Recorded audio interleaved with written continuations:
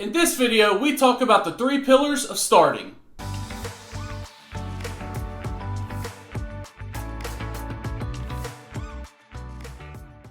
Welcome back to another episode of Gulf Coast Investing, where we talk about all things investing right here in the Gulf Coast.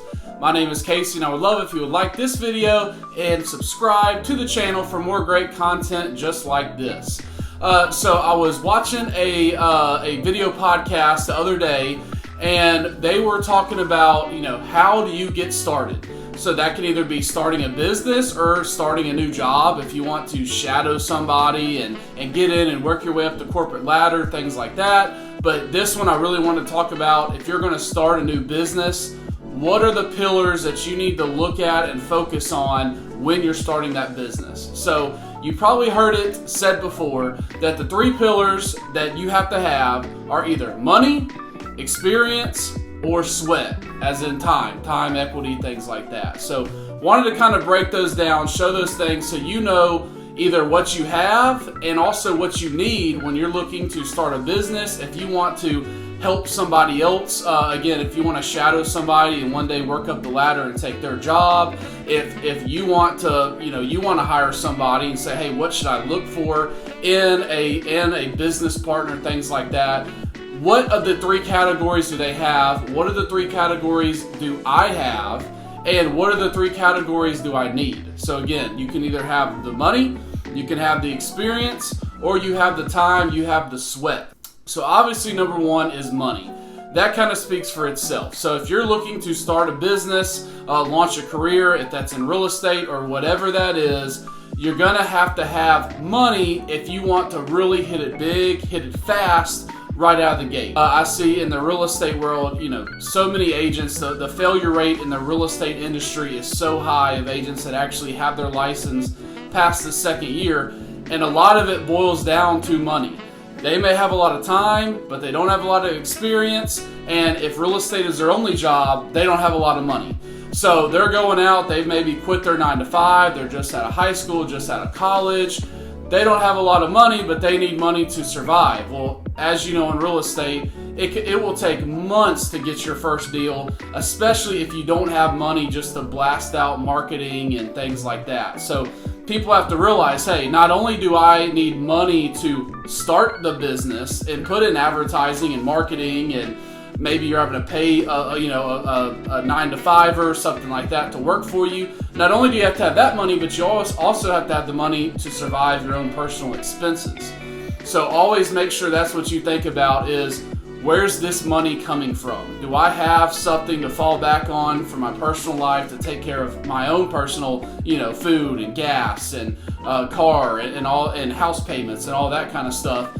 And also, do I have the money to really put in and invest in my business? Again, a lot of people starting out, they don't have a $10,000 budget to just go buy all this advertising, buy all this media and things like that.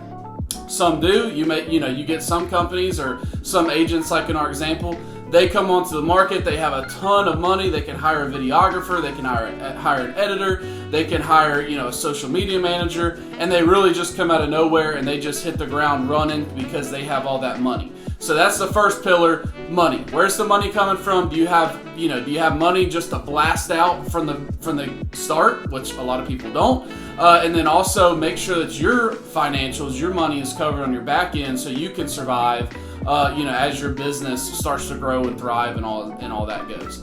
So the second thing is experience. So again, if you're starting a new business, most likely you don't have the experience in that business to really get started. You haven't, been hit with all the trials and tribulations and things like that.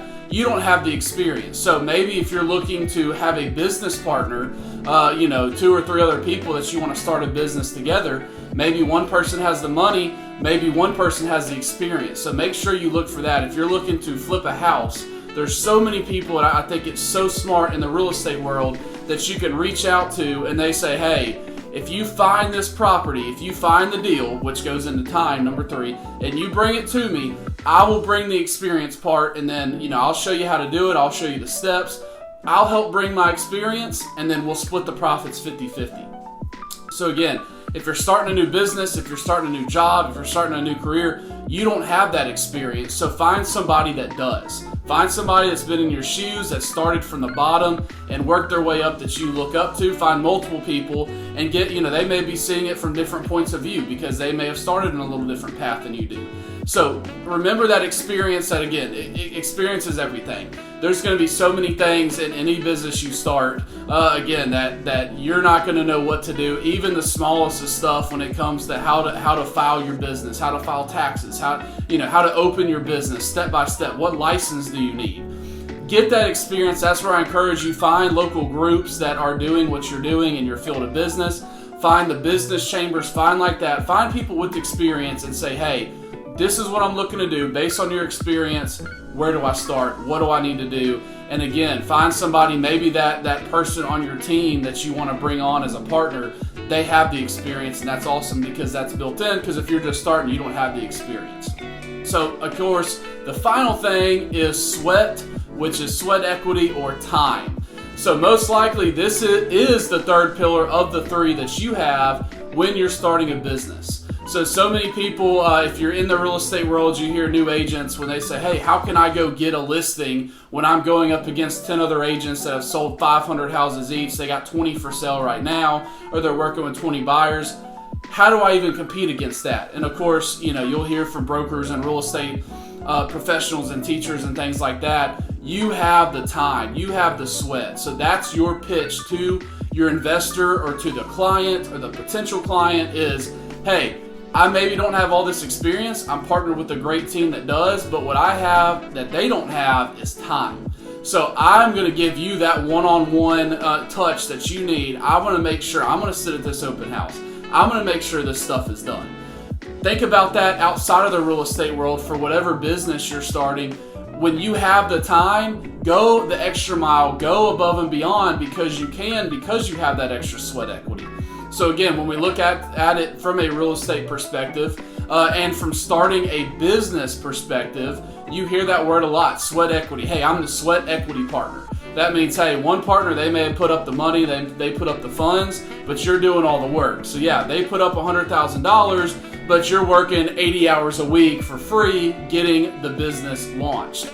So my parents, a while back, they opened up a Blimpie, which is a Subway shop that competed with Subway. They did sub sandwiches a while back, and they were the more or less the sweat equity part. So yeah, they're there, setting up the blades to cut the meat. They're there baking the bread. They're there every morning, 6 a.m. opening the restaurant, and they're there till 11 o'clock at night closing the restaurant down.